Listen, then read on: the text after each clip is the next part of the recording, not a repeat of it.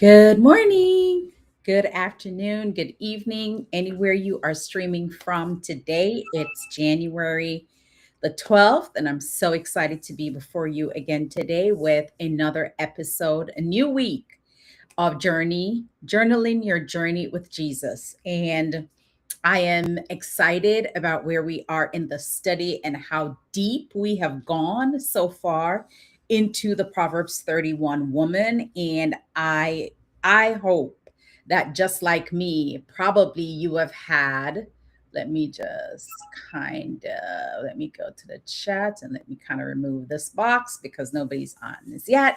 But we have gone into some very deep conversations about what we find in this Proverbs 31 scripture, and the depth and how to look deeper into what each word means, what all the things means as you are reading this. And so the very first week, for the first 2 days, we talk about the principles of stewardship, and we talk about what stewardship means from a biblical perspective and a literal perspective, right? And then last week, we got into verses 10 through 15. And so now we are in our kind of second week and a half, almost 2 weeks. And this week, we're going to be going into verse 16. We're going to have 1, 2, 3, 4, 5 days. So it's going to take us all the way up to verse 22 that we're going to be talking about today. So today we're going to focus on verse 16. Good morning, Sister Elizabeth. Good morning, Dr. Lynn. Nice to see you. So this week we are going to be looking at verse 16. Tomorrow we're going to be combining verse 17 and 18.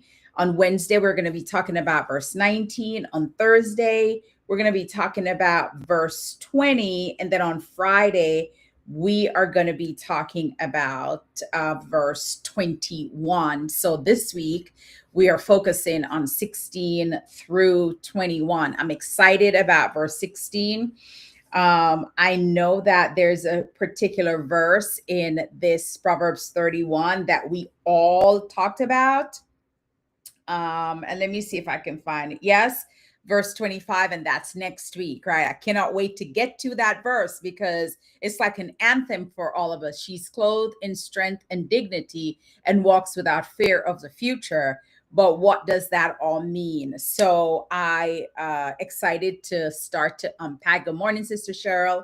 To unpack verse 16. So if anybody on this morning read verse 16 and want to just share what you got from it, that would be great. Just drop it in the chat. What did verse 16 mean to you? Did it say to you? How do you resonate with it? And what does it all mean? Verse 16. All right. So if you could drop that in the chat, that would be great. Good morning, Sister Carol. It's so nice to see you. Thank you for all the things. I really mean it. I've been getting a lot of feedback so far on this study, and my heart is so full. You have no idea, because when God asks you to do something, sometimes there's so much doubt, right? There's so much doubt sometimes, and you're wondering of, oh my God, can I really do this, right? Do I have what it takes? And I want you to know that you do have what it takes. And the first thing is taking an action. That's the most important thing, right? Let me turn this up a little bit. It's taking an action. Action will always lead you to where you want to go. It always leads to the end result. And action is so powerful. You will never know. You will never, ever know what you are capable of unless you just do it. I don't care what you think. I don't care how in your mind you wrestle with yourself. Just do it. Just at least try. Just at least try, because when you try, you will surprise yourself. You will shock yourself at the results that you can achieve when you just try. So that's all I'm asking for you to do is try. Good morning, Mr. Lewis. Nice to see you. All right, let's get into it. So, verse 16 reads, she considers a field and buys it. Out of her earnings, she plants a vineyard. How many of us have looked over that verse? Is like just way beyond our understanding. It just flies over our head because she considers a field and buys it. Out of her earnings, she plants a vineyard. Right? That seemed so like far out there to me that when I used to read this, I just never even imagined that had anything to do with me. And that's why for so many years, I told myself that the Proverbs 31 woman was just a made up thing, that there is absolutely no way that anybody can measure up to this. But my God, when you start digging into it, Elizabeth, I love this. She said from her, she got wisdom, wealth, management, sustainability, and resourceful. That's perfect. Good morning, Professor Laxley. Nice to see you. Good morning. That is right on the money, Elizabeth, right on the money. Now, there are 5 words that are so important for you to understand this verse. 5 words. Number 1 is consider. Number 2 is a field. Number 3 is earnings. Number 4 is plants. And number 5 is vineyard. So when you read this verse, those are the 5 words that just jump out, because those 5 words is truly what this verse is trying to convey to you, to convey to us. And if you look at it in depth with those 5 words, understanding what those 5 words mean and what they're telling you, this verse is all about economics. That's what this verse is all. I heard my little accent come in there. This verse is all about economics. It is a decision making, ownership, investment, and legacy verse. And I'm going to break it down for you because it's all rooted in wisdom. So the very first word I want to talk about is the word consider. Now, I told you I use what is called the Blue Letter Bible. And when I go to my Blue Letter Bible and I pull up a verse, I highlight the verse. And I'm going to show you all how to do it. I highlight the verse. And when I highlight the verse, I tap on the concordance. Good morning, Sister Janet. And when I tap on the concordance, it breaks the verse down by word. On the right-hand side is each word in that verse. On the left-hand side is the Hebrew or the Greek meaning of the word. And not only does it gives you the Greek or Hebrew meaning, there is a little button that if you press the button, it pronounces the word for you in Greek or in Hebrew, right? So it's almost like you have in front of you your own concordance, your own understanding of when this verse was written or scribed or written in whether Hebrew or Greek, what was it conveying? So that is why I love the Blue Letter Bible, because it allows me to go deeper. And I'm going to show you between now and the end of the week, or probably next week, how to use it. All right. So the word consider, right? I want to go into that word. It's Zeman, Z-A-M-A-N in Hebrew, Z-A-M-A-N, and it pronounced just like it sounds, Zamam, right? This is what the word means. It means to have a thought. We're talking about consider, to have a thought, to devise a plan, to consider, to think deeply, to evaluate, to plan intentionally, to weigh consequences, and to decide with purpose. That's the word consider. So as you're reading it, right, and you're saying consider, it's a deep thought. It's how do I plan? It's to evaluate, it's to plan intentionally, to weigh all the consequences and decide with purpose. That is that one word. All right, now it says she considers a field. So that gets a little bit deeper, right? She considers a field. So even the word consider, right? It's not an impulse thinking. Because we all get that sometimes where you see something happening and you want to do it. Oh my God, I'm just gonna buy it right now. I'm gonna get it right now without thinking it through, right?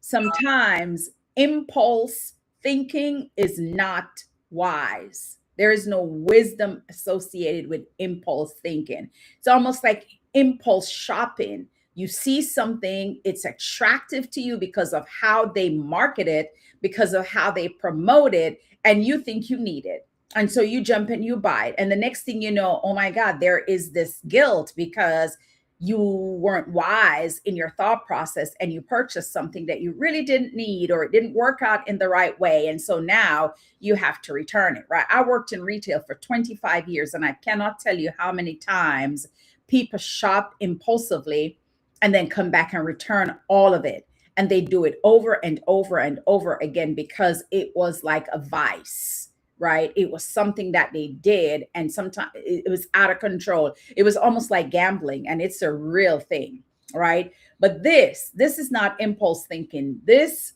woman is intentional. She studies the opportunity, she counts the cost, she assesses the risk and the reward, and then she seeks wisdom before action. That's very strategic, right? So when it says she considers, it's showing financial intelligence and discernment. Now, buys a field. What does that mean? What does buys a field mean? So the word field in Hebrew is sadeh, which means land, right? And it's not just land, it means land. It could mean land that is cultivated. It means a plain, which means there's no necessarily, the sea is not running over it. But this land has plants and animals. Most often, any body of land, acres or acreages or half of an acre, land on its own usually have plants and some kind of animal, especially if the land is undeveloped. Good morning, Rowan. Right? There is fruits, veggies, plants, trees, animals. So in biblical time, right? In biblical time, a field represented ownership. In biblical time, a field represented income producing assets. In biblical time, a field represented inheritance. In biblical time, a field represented legacy and stability. Legacy and stability. And from the beginning of Genesis all the way to the end, a field, land represented wealth. Land represented wealth, right? And even if you go back from Abraham had all of this land, right?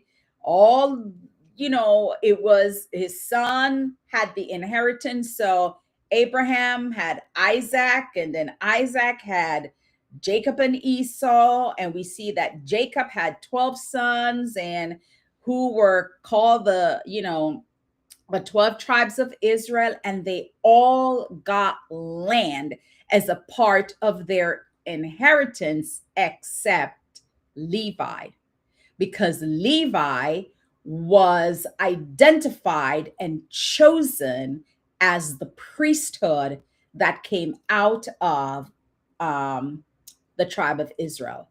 So all of the other 11 sons, including their sons and their sons, all got land, and the land was their inheritance. It was legacy. It was stability. It was income producing assets. It showed ownership. That is what land does. So buying a field means acquiring something that produces ongoing provision, right? We're talking about now. What does buying a field look like right now? Acquiring something that produces ongoing provision, moving from consumption to ownership. So many of us, all we do is consume, but we don't produce. And when I say we don't produce, we don't build anything that is sustainable, that can produce over and over again. In other words, we don't build anything that can multiply. All we do is work and consume, work and consume. We do not plant, we do not invest, we do not build for ongoing consumption, right? So this also looks like establishing an economic footing. You're going to say, well, Elder Randall, what does this mean? Spiritually, let's get into that, right? Because we're reading this and I want you to not look at it so literally. I want you to look at it from a practical standpoint, but with a spiritual lens, because it's deeper than just a field. It's deeper than just buying a field and then planting a vineyard, because we can all do that in our own way with all of the gifts and skills that we have, right? The word field represents long-term investments, not quick wins. So if you feel like you want to run and do something for a quick win, that is not a representation of what a field means according to Proverbs 31. What this represents is stepping into responsibility. What this represents is claiming territory in your own sphere, with the things you have in your hand, with what you are great at, with your lived and learned experiences. This also represents expanding influence. What do you know that you can teach? And how do you help others to learn that? This also represents building something sustainable. What are you great at that you can build something sustainable from that? What do you know? What is your expertise that you can write it in that book so that the book produces year after year after year and becomes a legacy building tool? That is a field. Your book, you putting your expertise, your thoughts, your learned experiences, your gifts, your talents, what you know into a book is a field. That can be your field, right? Using those gifts and those skills to build something that lasts after you are gone. That's what this means. The Proverbs 31 woman is not just dependent on a 9 to 5 alone. She is building something. She is building systems. She is building a legacy that will sustain her when she is no longer here. That's the field. Your field and my field can look very different. I know what my field is, and I'm operating in that field. And after helping over 350 people to write and publish books, they now have their own fields. That is legacy, is using what you have creating something with it that multiplies. So that's what I want you to think about when you're thinking about this verse. Now, here is the other part of this verse. Out of her earnings, she plants a vineyard. So let's look at the word earnings, because this is crucial, right? The Hebrew word for earning is piri. It actually is a P with an apostrophe and two E's, right? It pronounced peri, and it means, get this, fruit of actions. That's what earnings means. Fruit of actions, to produce. And it also means offspring. Good morning, Angela D. And it also means offsprings. So, what is this implying? The word fruit. It implies an increase, it implies profit, it implies reward for labor, work, or a return on your investment. So, in other words, fruit means putting the work in and getting the reward for the work you do. That's what fruit means. So when it says, out of her earnings, she plants a vineyard, earning is what I meant to say, is the fruit. Putting the work in and getting the reward for the work you do is your earnings. Earnings is the same as a fruit. And she does not spend all of her earnings. She reinvested, right? She reinvested. So when we are looking now at the word vineyard, because it says out of her earnings, out of what she invested in, out of the work she puts in, out of what she gets back, she uses some of it, right? And she plants a vineyard. What does a vineyard symbolizes biblically? A vineyard symbolizes long-term cultivation. She buys a field and she plants it. Out of her earnings, so she buys the field, out of her earnings, she plants a vineyard, right? Vineyard represents long-term cultivation. It's nothing short-term. It represents patience. It represents fruitfulness. It represents joy. It represents legacy. It represents prosperity with purpose. You know how Jesus gave us the 9 fruits of the Spirit?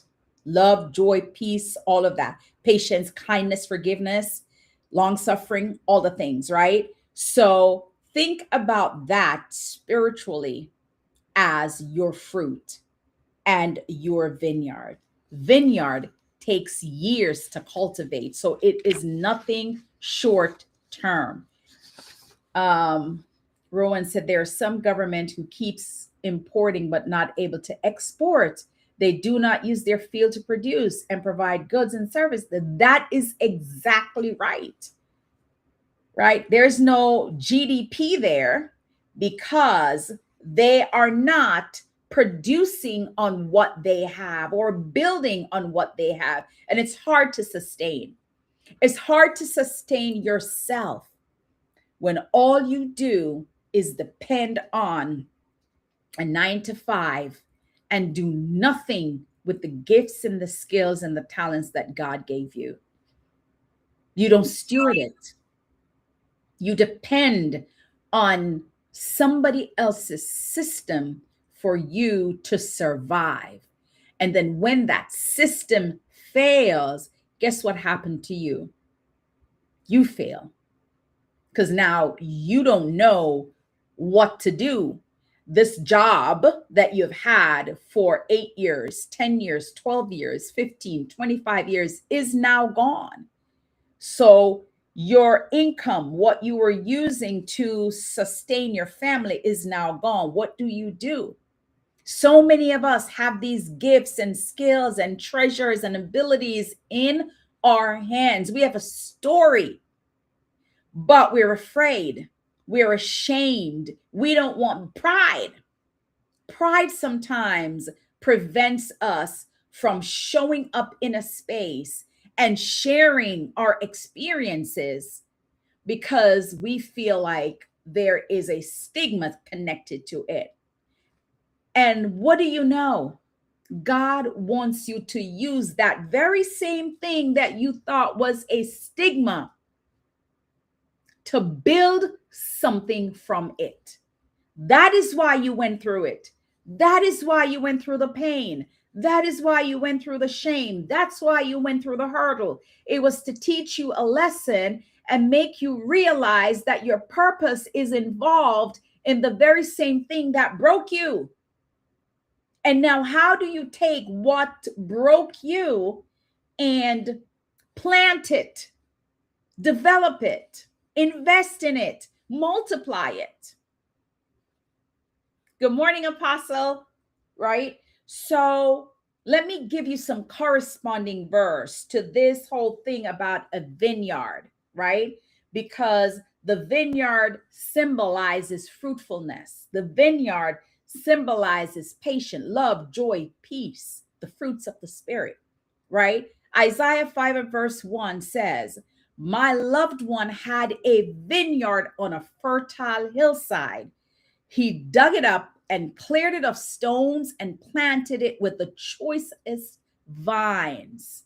Then he looked for a crop of good grapes, right? We go back to vineyard is something long term. We go back to patience being a virtue of vineyard, right? Because you have to plant and then you have to water and you have to steward and you have to wait until it produces fruit. John 15, I like to give you an Old Testament and a New Testament to show you the, not the comparison, but the parallel scriptures that is saying the same thing in Proverbs, right? So John 15 and verse 5 says, I am the vine, you are the branches. If you remain in me and I in you, you will bear much fruit. There it is. We go back to the produce. We go back to vineyard representing fruitfulness. And it goes on to say, apart from me, you can do nothing. Okay, so why does this connect to Proverbs 31 and verse 16? Because the vineyard becomes a metaphor for spiritual productivity. Fruit comes from connection, consistency, and obedience. And growth is organic, but intentional. Mr. Lewis says, plant, water, steward. Yes, sir. That's what we're talking about. The stewardship of this Proverbs 31 woman, right? So this reinforces that all fruitful stewardship, whether it is financial, whether it is personal, whether it is spiritual, flows from abiding alignment with God. So when you read Proverbs 31 and verse 16, she considers a field and buys it. Out of her earnings, she plants a vineyard. This is telling us something that's very profound. This woman is thinking beyond today.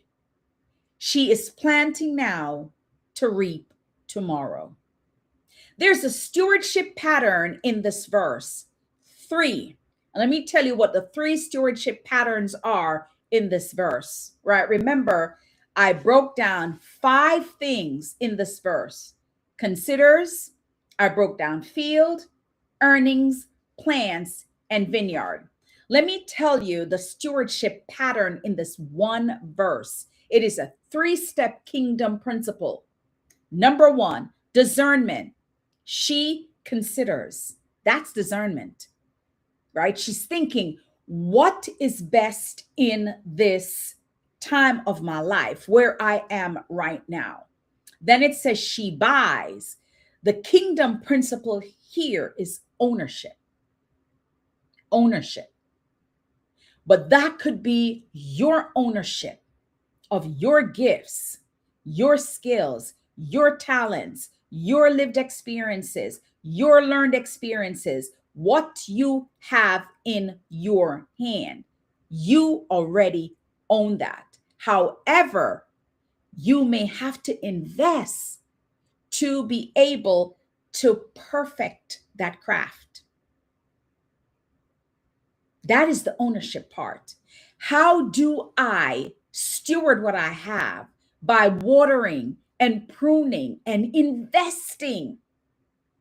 Because the minute you recognize the gift, the discernment, right? The minute you recognize the gift and you decide that I am going to invest in this gift so I can perfect it. It may need a little bit of work. That now becomes ownership. You own that. Nobody can take that away from you. And the third part of this three-step kingdom principle is she plants it. Why does she plant it? And what does planting mean?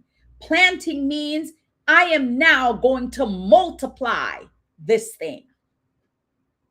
I am now going to multiply it. So that's the three-step principle in this one verse, the three-step kingdom principle in this one verse. She considers, that's discernment. She buys, that's ownership. She plants, that's multiplication. And what does the vineyard represent? It represents the fruit of all this work that she did. This verse is biblical fruit building and wealth building. That's Proverbs 31 and verse 16. So if I was going to change this verse and make it simpler in modern day times, I would probably write it this way. Proverbs 31:16 in Joan T. Randall written understanding, revelation. She prayerfully evaluates and chooses opportunities, make wise investments, and uses her earnings to build lasting impact. So when you see this verse and you think, oh my God, there's no way that I can consider a field and buy it, you're looking at the surface. Or, she buys a field and plants a vineyard. Stop looking at the surface. Let's go deeper, right? Look at those words. Look at the meaning of those words and apply it to you. So modern day stewardship insight for this verse looks like this. It reflects education. It reflects business. It reflects real estate. It reflects financial decisions that are made prayerfully, intentionally, wisely, not impulsively. That's all this is saying. And some examples of planting a vineyard looks this way. Writing a book about your expertise and knowledge, because I want to bring it to you today. Thank you so much, Apostle. I want to bring it to you to today, right? Because you might look at that and remove yourself completely and say, this is not about me. I cannot do this. But hold a minute, wait. Every word in the Bible is relatable from then until now, right? And the more you read and the more you study is the more you get these revelations. So when you say, Lord, what are you trying to tell me in Proverbs 31 verse 16? What do you mean plant a vineyard? Let me break it down to you to modern day. Here is your modern day vineyard, right? Writing a book about your expertise and knowledge. Why is that a modern day vineyard? Because it goes on and on and on. And what you write in that book can serve hundreds of people and generation after generation when you are no longer here. That's what a vineyard does. The person who planted the grape seeds may never live to see the wine, but somebody else is going to get the wine, right? Investing in education or certification. Sometimes we get our income tax return or we get extra bonuses. What do we do with it? We are not taking ownership, right? What are we buying? What are we investing in so that we can be the planters, right? Or the source of the fruit. We know God is the source of everything, but his expectation of us is to be like him. Plant for the future. Buying property or a business. That's planting a vineyard, right? Use the money instead of buying handbags. Buy a piece of land. Buy a building. Buy a business. Now, people are selling businesses. I cannot tell you. Almost every day I get an email about somebody wanting to buy Victorious You Press. Almost every single day. They want to buy Victorious You Press. Why? We've been around for a while. They have seen the results. They have seen what people write on Google about Victorious You Press. And they know we have a large database of email lists. That's what they need. So they're willing to buy this business. I'm not ready to sell it as yet. But starting a company or a nonprofit, that is planting a vineyard. Reinvesting profits instead of overspending, that's planting a vineyard. Building platforms, building brands, building ministries, building missions, that's planting a vineyard. Creating systems that outlive this season, that outlive just the 9 to 5, that's planting a vineyard. So here I'm giving you examples of what planting a vineyard looks like. It's not necessarily going and planting grapes for a field of grapes to happen. But what is your vineyard? What do you have in your hand? What is your gifts and skills and talents? What can you do to elevate yourself? How do you invest in you? You are the value. You are the value. When the very first time we talked about the Proverbs 31 woman in verse 1 to 9, the very first verse says, right? Consider a wife of noble character. And we talked about that whole part about noble character is her worth. Proverbs 31 starts with the worth of the woman before it tells you anything else that she did or has done.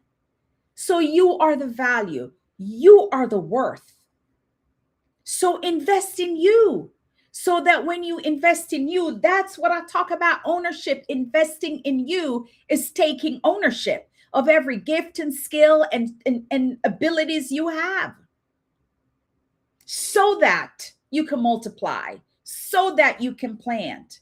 Because you can't plant when you are not knowledgeable enough about the thing that you have got, but you got to work it, right? God give you the seed, you've got to work it. The seed means you got to plant. The seed means you got to water. The seed means you got to prune. The seed means you got to multiply.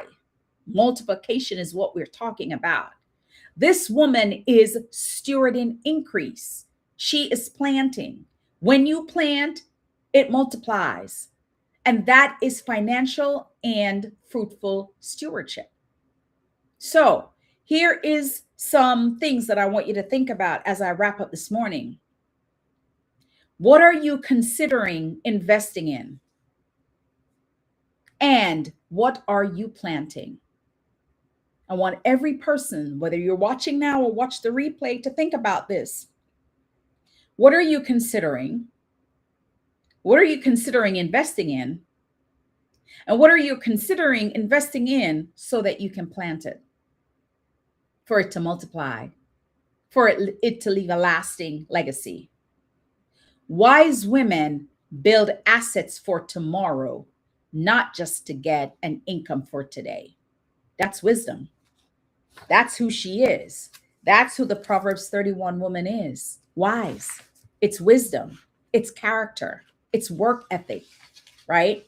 And so she builds assets for tomorrow, not just to get an income for today. So here's some practical steps that I want you to take, right?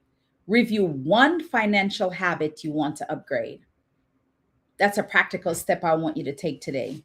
Review one financial habit you want to upgrade, whether it is to get a copy of your credit report and look at what it looks like and see where you can make some changes, whether it is to open, a 401k plan or, whatever it is. I'm not a financial planner. I'm just giving you some examples of something that you can think it through. Talk to somebody who is great at financial planning and see what's next for you.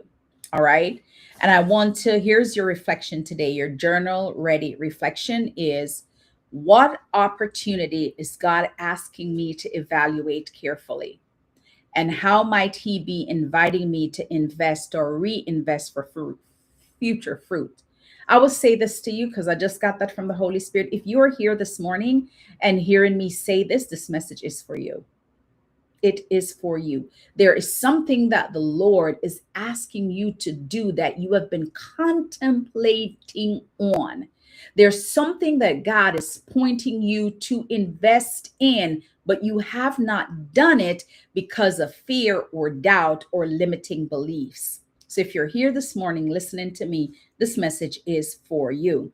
God is inviting you to invest or reinvest for future fruit. All right. And here's my declaration for today. God, give me divine insight for every opportunity. I want to share this with you before I wrap up.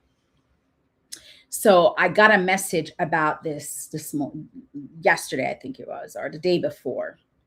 Someone messaged me about the power of this Proverbs 31 and how it has like blown her mind. I think I posted it this morning, but she also said she was watching this movie called Overcomer.